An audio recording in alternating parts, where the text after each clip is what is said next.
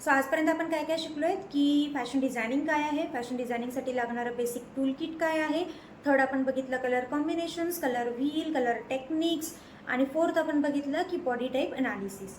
आता तुम्हाला बऱ्याच वेळा असा प्रश्न पडत असेल की कलर कॉम्बिनेशन्स, कलर थेअरी आणि जे बॉडी टाईप अनालिसिस आपण शिकलोय ह्याचा फॅशन डिझायनिंगमध्ये काय यूज आहे. म्हणजे आपण जे ब्लाउजेस शिकणार आहेत किंवा आपण नॉर्मल कटिंग स्टिचिंग जे बघणार आहे त्याच्यामध्ये आपल्याला कलर थेअरी, कलर कॉम्बिनेशन्स, त्यानंतर बॉडी टाईप अनालिसिस ह्याचा काय यूज होणार आहे. पण जेव्हा मी तुम्हाला पुढे जाऊन लेटेस्ट पॅटर्न्स, लेटेस्ट टेक्निक्स, जे सेलिब्रिटी डिझायनिंग्स आहेत किंवा आपण ज्या काही लेटेस्ट डिझाईन्स आपण बघणार आहेत, तर ह्यावरती आपण जेव्हा डिटेलमध्ये चर्चा करू तेव्हा तुम्हाला मी एक्सप्लेन करेल की जे आपण कलर थिअरी आपण बघितलेलं आहे किंवा आपण जे बॉडी टाईप अनालिसिस आपण बघितलं आहे त्याचा ह्याच्यामध्ये कसा यूज होतो. आणि बऱ्याच वेळा असं होतं ना की जेव्हा आपण कटिंग सेम टेक्निक्स आपण प्रत्येकाला यूज करतो, जी कटिंग टेक्निक आपण एक शिकली आहे आपण ती प्रत्येकाला यूज करतो. तर काही वेळेस असं होतं की सेम टेक्निकमध्ये काही लोकांना फिटिंग खूप छान बसते, काही लोकांना फिटिंग नीट बसत नाही.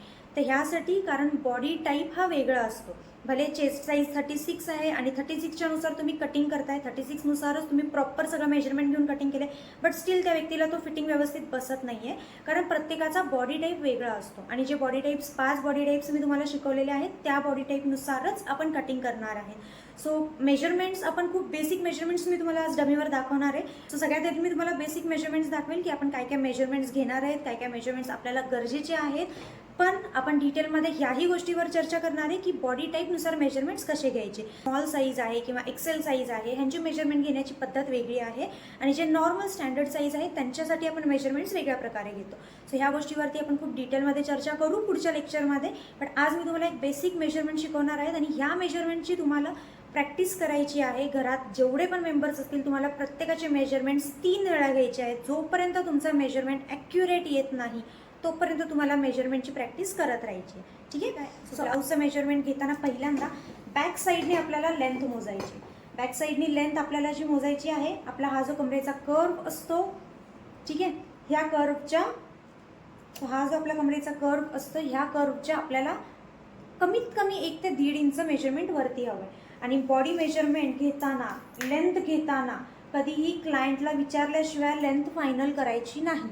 आपल्याला लेंथ ही कस्टमरला विचारूनच फायनल करायची आहे. शोल्डरला हा टेप बरोबर इथे लागणार आहे, ना पुढे ना मागे, बरोबर शोल्डरला इथे स्टार्ट होईल हा टेप आणि जस्ट खाली सोडायचा. आपल्याला एक अंगठा आपल्याला फक्त इथे ठेवायचा आहे आणि कस्टमरला मार्क करून दाखवायचं की एवढी लेंथ चालेल का. ठीक आहे, हा फील कस्टमरला कळतो, एवढी लेंथ कस्टमरला चालेल का. आणि बोलून दाखवायचं की ही 14 लेंथ आहे, 14.5 आहे, 13.5 आहे. ही लेंथ कस्टमरला बोलून दाखवायची की ही 14 आहे चालेल का, 14.5 आहे चालेल का. ही लेंथ कस्टमरला आधी दाखवायची कारण काही जण लॉंग लेंथ ब्लाउजेस प्रेफर करतात, काही जण शॉर्ट लेंथ ब्लाउजेस प्रेफर करतात. सो प्रत्येक वेळेस लेंथ घेताना, कुठलेही मेजरमेंट्स घेताना कस्टमरला एकदा कन्फर्म करायचं, त्याच्याशिवाय मेजरमेंट्स फायनल करायचे नाही. ठीक आहे, शोल्डरपासून आपण टेप इथे सोडलेला आहे. आपण फक्त कस्टमरला विचारतोय की 14 लेंथ चालेल का. ओके, जो हा कर्व आहे या कर्वच्या साधारण 1 इंचवरती आपला ब्लाऊजची लेंथ येईल. ब्लाऊजची लेंथ कधीही फ्रंट साईडनी मोजायची नाही. का मी तुम्हाला सांगते. जेव्हा मी तुम्हाला इथून दाखवेल ही 13.5 लेंथ कुठे येते, एक्झॅक्टली बिलो चेस्ट इथे लेंथ येते. एवढी लेंथ कम्फर्टेबल असणार आहे का, नाही. बट मी मागून जेव्हा लेंथ घेते तेव्हा लेंथ किती असणार आहे, 13.5 कुठे येते, ही इथेपर्यंत येते. पण फ्रंटनी लेंथ कुठे येते, बिलो बस्ट इथे. सो हे कम्फर्टेबल असेल का कस्टमरसाठी. एवढ्यावरती जर ब्लाऊज जातोय तर कस्टमरला ती लेंथ कम्फर्टेबल असणार आहे का, नाही. त्यामुळे आपण लेंथ घेताना कधीही बॅक साईडनी लेंथ मोजणार आहे, फ्रंट साईडनी लेंथ मोजणार नाही आहे. फ्रंटची लेंथ मोजायची गरजही नाही आहे. जर तुम्हाला क्रॉस चेक करायचं असेल तर तुम्ही फक्त ठेवून बघू शकता की फ्रंटची लेंथ किती येते. आपली बॅक कुठे होती, साधारण इथे. सो बरोबर त्या लेंथला जर आपण बघितलं तर किती येते, 14.5. सो एक गोष्ट काय आहे, बॅकच्या लेंथपेक्षा फ्रंटची लेंथ साधारण 1 ते 1.5 इंच एक्स्ट्रा असते नेहमी. सो फ्रंटची लेंथ घ्यायची आपल्याला गरज नाही आहे. आपण फक्त बॅक साईडनी लेंथ मोजणार आहेत. फ्रंटची लेंथ आपण जेव्हा कटिंग करू तेव्हा आपण त्याच्यामध्ये 1 ते 1.5 इंच ॲड करू आपण, तेव्हा मी तुम्हाला कटिंगच्या वेळेस ती गोष्ट एक्सप्लेन करेल. हा टेप शोल्डरलाच मी ठेवते, मी इथून खाली सोडते. त्यानंतर आपल्याला काय घ्यायचं, सेकंड बस्ट पॉईंट. टक्स पॉईंटही म्हणलं जातं त्याला, बस्ट पॉईंटही म्हणलं जातं, अपेक्स पॉईंटही म्हणलं जातं. तर आपण तो पॉईंट घेतोय, तो कुठे असणार आहे, बरोबर चेस्टचा सेंटर. इथे तुम्हाला हात लावून बघायची गरज नाही, फक्त टेप खाली सोडा आणि जस्ट ऑब्झर्व करा की कुठे हा सेंटर येतोय. बऱ्याच वेळा काय होतं की कस्टमरनी पॅडेड ब्रा घातलेली असते, सो आपल्याला टक्स पॉईंट प्रॉपर मिळत नाही. किंवा बऱ्याच वेळा असं होतं की कस्टमरने स्पोर्ट्स ब्रा घातलेली असते, बऱ्याच वेळा कस्टमर खूप लूज जी कम्फर्टेबल ब्रा असती ती वेअर करतात, सो टक्स पॉईंट तुम्हाला प्रॉपर मिळत नाही. जर टक्स पॉईंट तुमचा चुकला तर तुमचा पूर्ण ब्लाऊज चुकणार आहे. सो टक्स पॉईंट घेताना कस्टमरला कन्फर्म करायचं की तुम्ही ब्रा व्यवस्थित घातली आहे का, तुम्ही स्पोर्ट्स ब्रा घातलेली नाही आहे ना, तुम्ही पॅडेड ब्रा घातलेली नाही आहे ना, त्यानंतर लूज ब्रा घातलेली नाही आहे ना, आणि हीच ब्रा घालणार आहे जेव्हा तुम्ही ब्लाऊज वेअर करणार आहेत ना, तेव्हा ही गोष्ट कन्फर्म करायची आणि मग हा टक्स पॉईंट घ्यायचा.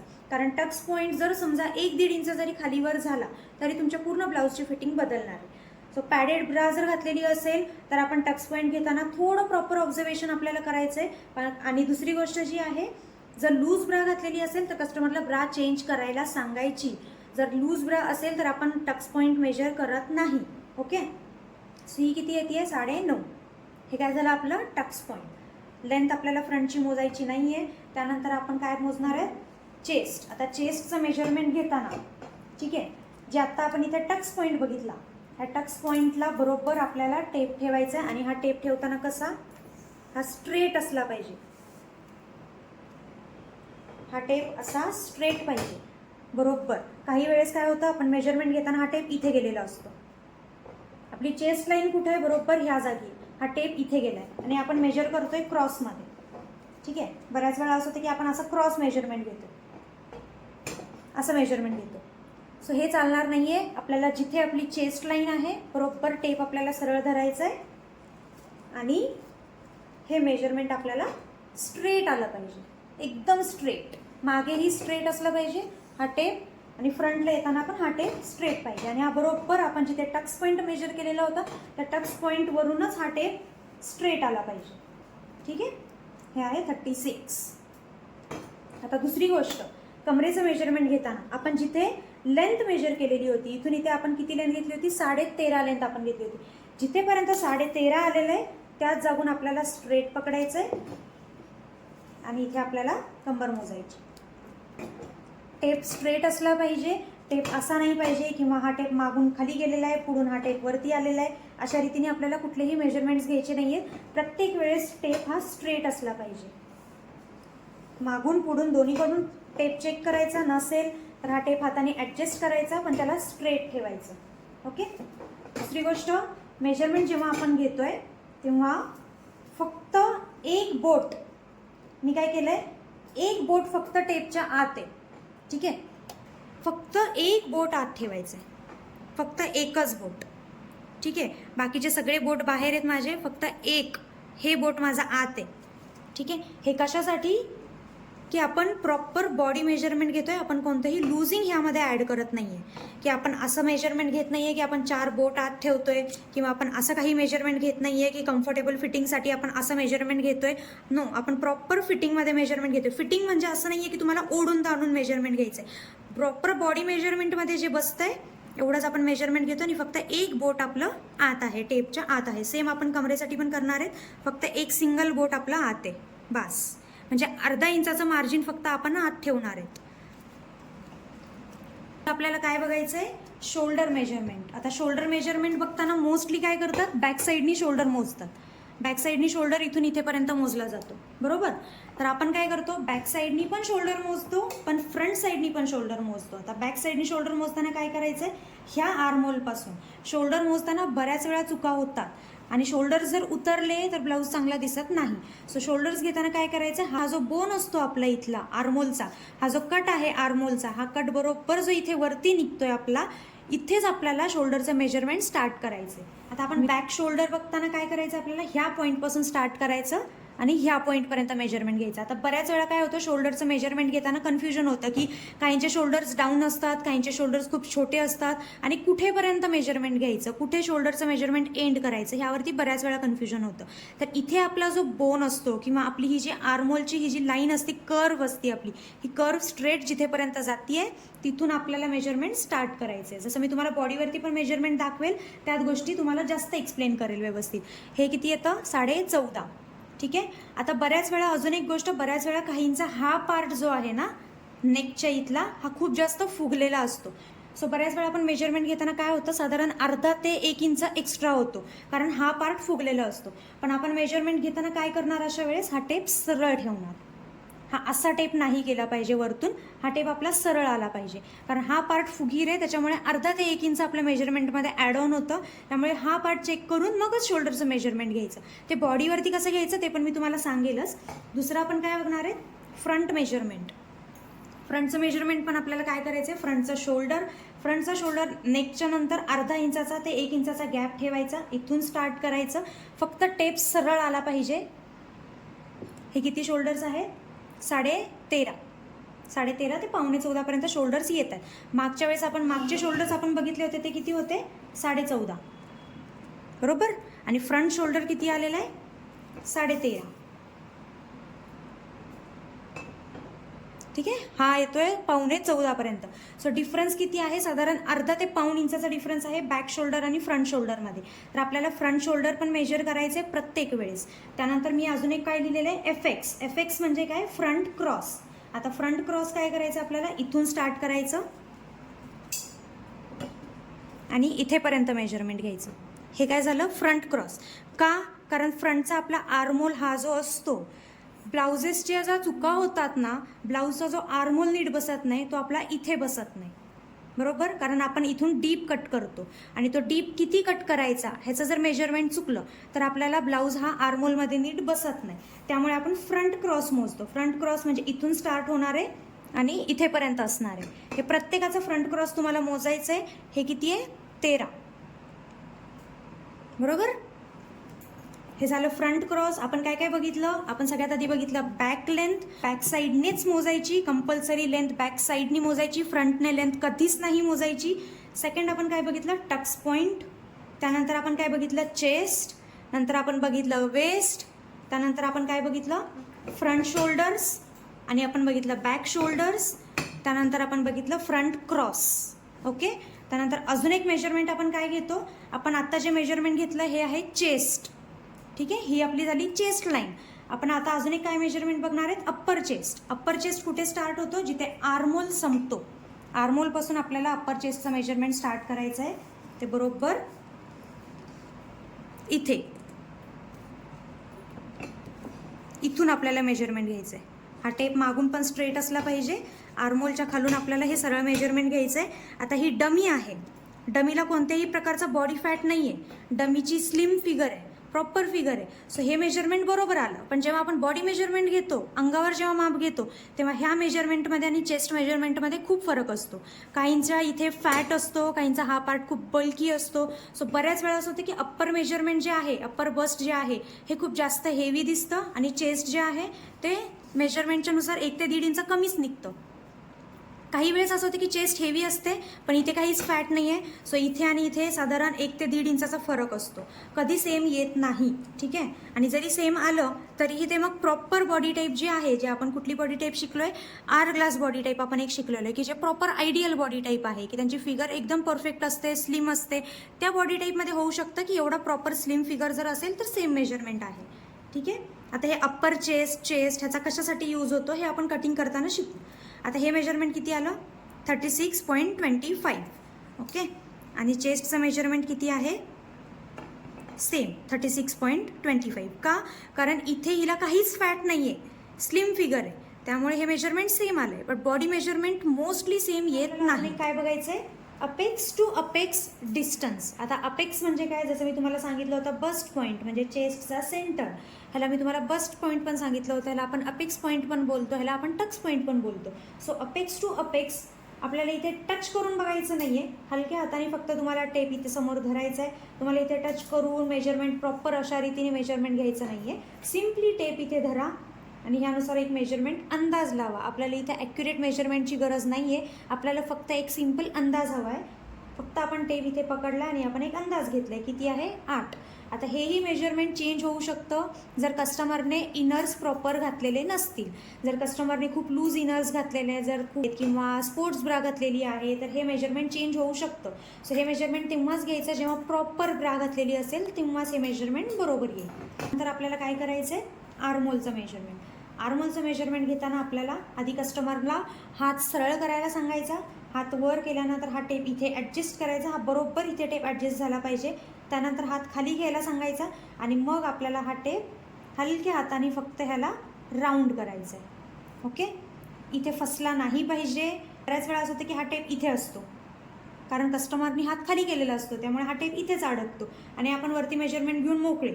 सो हे किती आलं? 18. असं नाही करायचं. कस्टमरला हात वर करायला सांगायचं. हा टेप प्रॉपर इथे ॲडजस्ट करायचा आर्मोलला आणि त्यानंतर हा जो राऊंड आहे हा बरोबर इथे मोजायचा. ठीक आहे, हा राऊंड इथे बरोबर मोजायचा. हे मी तुम्हाला जेव्हा बॉडी मेजरमेंट्स घेणार आहे तेव्हा मी तुम्हाला ही गोष्ट व्यवस्थित एक्सप्लेन करेल. हे झालं आपलं आर्मोल. आर्मोलचं मेजरमेंट घेताना काळजीपूर्वक मेजरमेंट घेताना बऱ्याच वेळा असं होतं की हा टेप बरोबर इथेपर्यंत पोहोचलेला नसतो, कुठेतरी इथे अडकलेला असतो आणि कस्टमर हात खाली करणार, हा टेप इथेच अडकणार आणि तुम्ही मेजरमेंट घेताना असं मेजरमेंट घेणार. सो हे असं नाही झालं पाहिजे. शेप इथून स्टार्ट व्हायला पाहिजे, तो इथेच एंड व्हायला पाहिजे जिथे आपण शोल्डरचं मेजरमेंट घ्यायला स्टार्ट केलेलं होतं. ठीक आहे, हे झालं आर्मोलचं मेजरमेंट. नंतर आपण काय बघणार आहे? नेक. नेक घेताना आपण काय करतो? शोल्डरपासून अंदाज लावायचा साधारण 2.5 इंचाचा डिस्टन्स.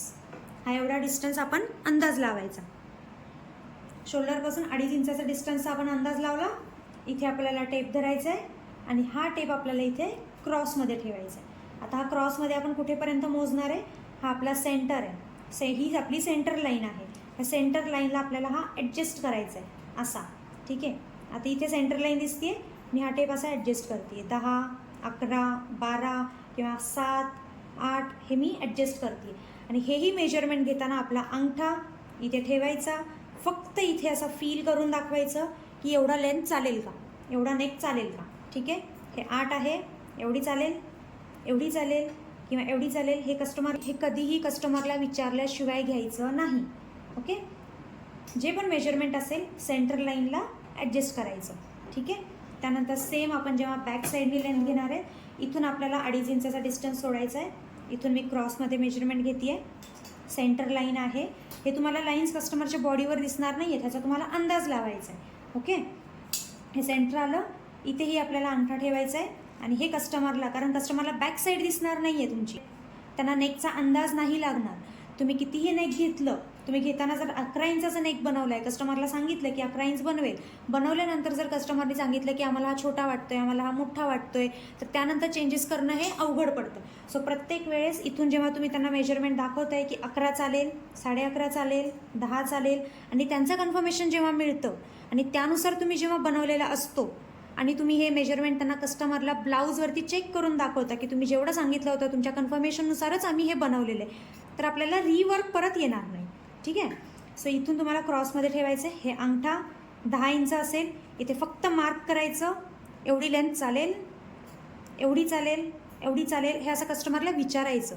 आणि मोस्टली जर तुमची लेंथ आहे 13.5, म्हटलं जर पॅडेड ब्लाऊज नसेल बनवायचा आणि ही जर लेंथ आहे 13.5, तर आपल्याला फक्त चेक करायचं आहे की ब्राची स्ट्रॅप कुठे येते. साधारण इथे तुमची जर ब्राची स्ट्रॅप असेल, हात लावून फक्त फील करायचा, क्रॉसमध्ये घ्यायचं, ब्राच्या स्ट्रॅपच्या साधारण 1/2 इंचावरती आपल्याला फक्त मार्क करायचं आहे. इथे मार्क करून दाखवायचं आणि सांगताना हे सांगायचं कस्टमरला की ब्राच्या स्ट्रॅपच्या 1/2 इंचावरती मेजरमेंट घेतलेले, चालेल का.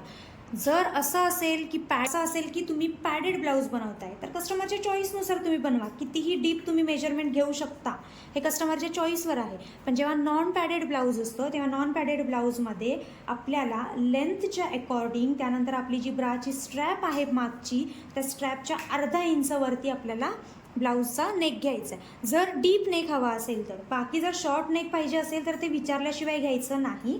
पण जर डीप नेक हवा असेल कस्टमरला, तर जी स्ट्रॅप आहे त्या स्ट्रॅपच्या साधारण 1/2 इंचावरती, आणि हे पण मार्किंग करून दाखवायचं की इथे मार्किंग आहे, एवढं नेक येतो, 11.5 आहे, चालेल का. एवढं ब्राच्या स्ट्रॅपच्या 1/2 इंचावरती नेक येतोय, चालेल का.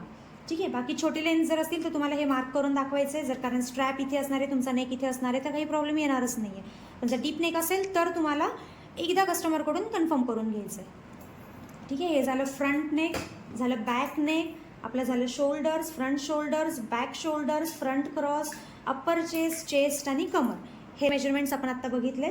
दुसरी गोष्ट आपण स्लीव्सचे मेजरमेंट्स बघणार आहेत. स्लीव्सचे मेजरमेंट्स मी तुम्हाला बॉडीवर शिकवेन. ठीक आहे, आता जे मी तुम्हाला शोल्डर्स सांगितले, शोल्डर्सचे पॉईंट्स आपल्याला कसे बघायचे. आता जसं की मी हा रेडीमेड घातलेला आहे, रेडीमेडमध्ये काय होणार आहे, शोल्डर कुठे गेला आहे, दिसतोय, इथे शोल्डर आहे. सो मी जर मेजरमेंट घेताना जर रेडीमेडच्या हिशोबाने जर मेजरमेंट घेतलं तर मी शोल्डरचं मेजरमेंट इथून स्टार्ट करेल तर शोल्डर इथेपर्यंत जाईल. याचा साधारण माझा 18 ते 20 इंचाचा माझा शोल्डर असणार आहे हा. सो जेही कस्टमरनी रेडीमेड घातलेलं असणार आहे किंवा शिवलेलं जरी घातलेलं असणार आहे तरीही त्यानुसार कधी शोल्डरचं मेजरमेंट घ्यायचं नाही. शोल्डरचं मेजरमेंट आपण स्वतः बघायचं. आपला हा बोन इथे दिसतोय. दुसरी गोष्ट, हा आर्मोल आहे. आर्मोलचा हा कर्व आहे. हा कर्व आपला सरळ कुठे जाणार आहे, इथे, बरोबर. ह्या कर्वपासून आपण स्टार्ट करायचं मेजरमेंट.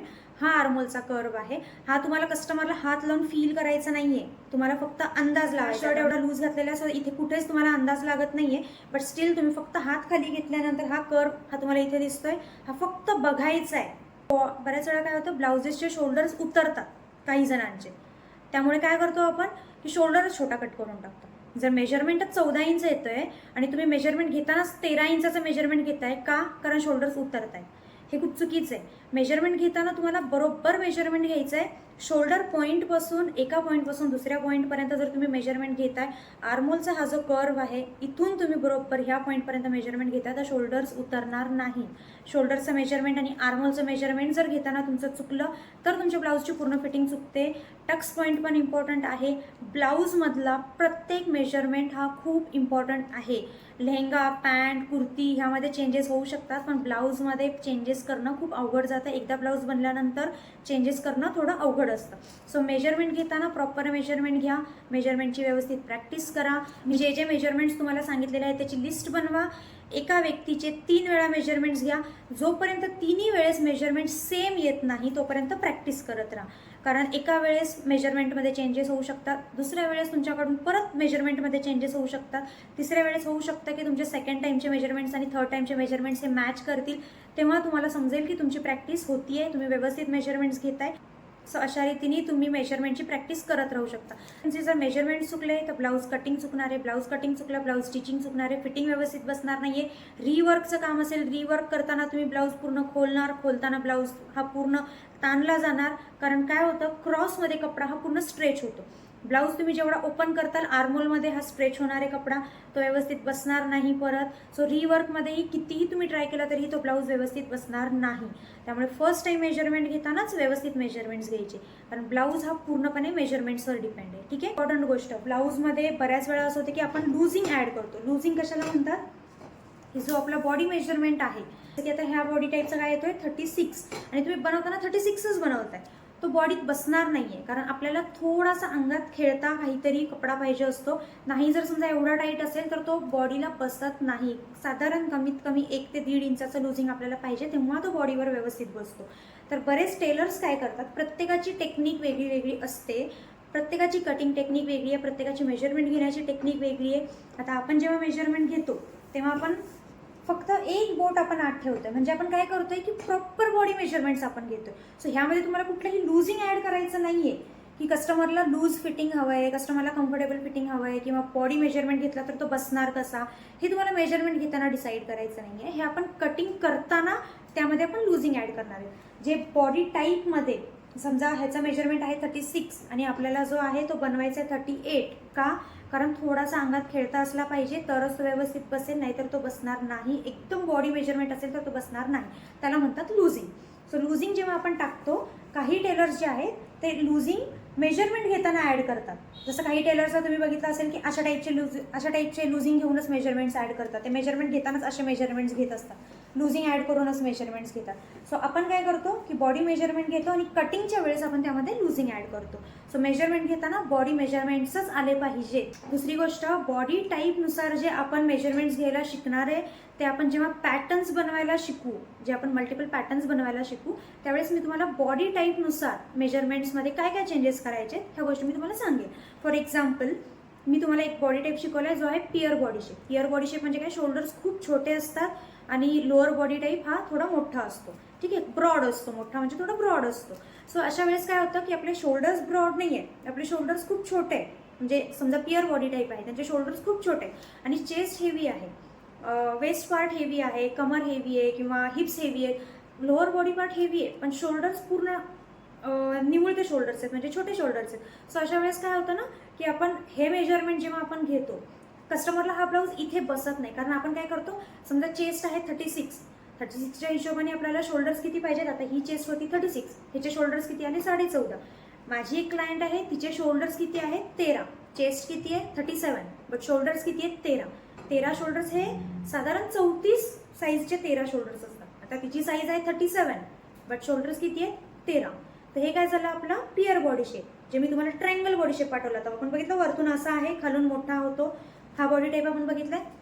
सो ह्याच्यामध्ये आपल्याला चेंजेस करायचे. ह्यावेळेस मेजरमेंट घेताना मी त्यांचं काय केलं, फ्रंट शोल्डरचे पण मेजरमेंट्स घेतले, बॅक शोल्डरचे पण मेजरमेंट्स घेतले, शोल्डरची विड्थ पण घेतलेली, नेकची विड्थ पण घेतलेली, आणि ह्यानुसार कटिंगमध्ये चेंजेस करून आपण त्या ब्लाऊजला कटिंग केलेलं होतं, त्यामुळे तो ब्लाऊज व्यवस्थित बसला.